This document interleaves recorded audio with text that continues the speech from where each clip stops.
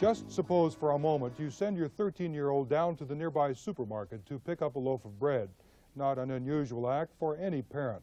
But just suppose he or she doesn't return and is nowhere to be found. What do you do? Well, Ed Odell tells us in this report.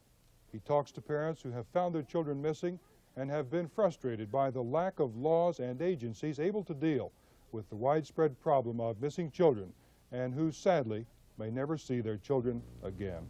Children, the very essence of mankind's future. They replenish us. They bring us joy even through the pain of their growing years. They ask only in return a cradle of love to contain and help in the development of their fragile minds and bodies. And when but one child is denied that cradle, it is indeed a shattering experience for all the human race.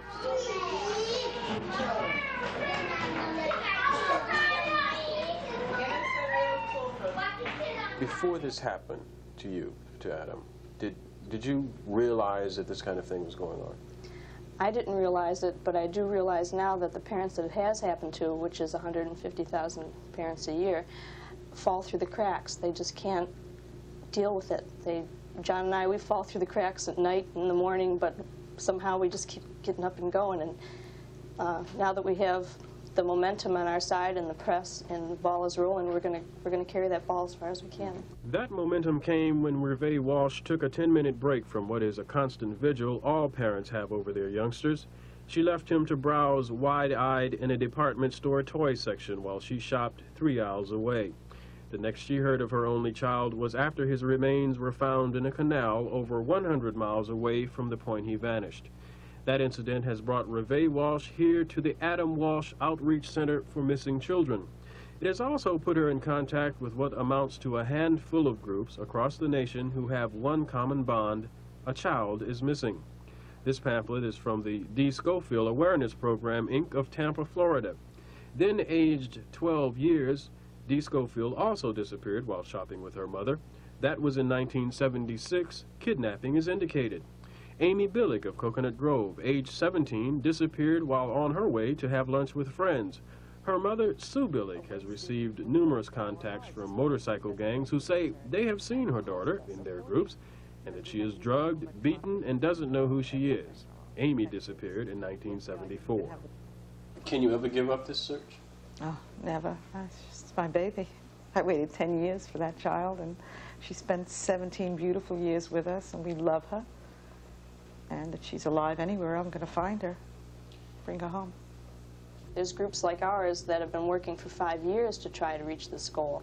And since they couldn't get their attention, they tried other things, putting pictures in school systems, collecting dental records, and trying to get cooperation through fingerprinting children at school age, different things that are really going around the issue, but it's all that they can do, being that their hands are tied. All of these groups are bound together by one common goal: the enactment of new legislation. John and Revé Walsh have used the momentum from their child's death to appear before a Senate subcommittee in Washington to lobby for Senate Bill 1701, which would create a Missing Child Act, which would then be added to the laws of the nation. Parents of missing children have been frustrated by, number one, categorizing. Most missing children are classified as runaways, and running away is not against the law. So parents say there is no mechanism for locating the child. The number two frustration is getting the FBI involved when there is indication of foul play or the crossing of state lines. And number three, the computer through which information is fed, the National Crime Information Center computer, does little to identify an individual who is missing. There's one thing common to all parents who call into police agencies to report their children missing. No matter what the circumstances, whether they have been abducted, whether they are runaways, or are just plain missing, those parents feel that immediate official reaction is warranted. Here in Houston, Texas, that immediate reaction is almost guaranteed. Runaway desk, Officer Bishop. Yes, ma'am, this is a runaway desk. May I help you, please? Houston's police department is the model agency for groups like the Adam Walsh Foundation. Houston also categorizes missing children. Children 11 to 17 are considered as runaways, those 10 and under as missing. But the bottom line here is they treat both in the same manner. Basically, I think it all boils down to one thing, is that the child is out on his own and needs to be found, or needs to be located, even though the child is not physically found. Needs to be located, whether it's through a runaway hotline or through some of the other social organizations. We know the child is all right. The child's not a victim of foul play.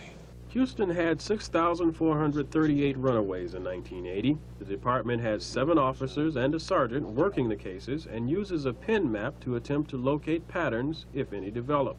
Contrast that with the Dade Public Safety Department's Missing Persons Department, consisting of 2 officers and a secretary. Houston has knowledge of the whereabouts of each one of its cases in 1980. Dade County, with less than half the cases, cannot account for 5 during the same time period.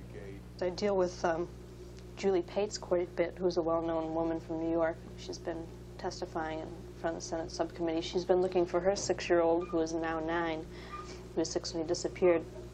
I didn't know what to do for 2 weeks, and that seemed like a lifetime. I can't imagine what this woman's going through. Not knowing what has happened to their offspring is the horror that confronts the parents of the missing child.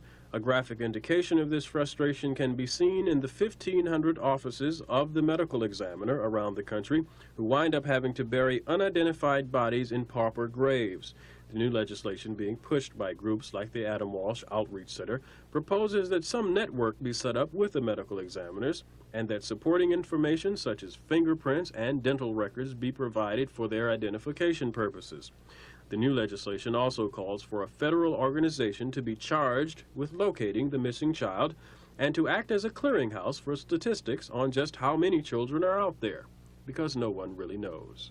There's a lot of little children buried somewhere in John Doe graves whose parents are still looking and still will never know. And not knowing where your child is at bedtime, it's a pretty hard thing to accept.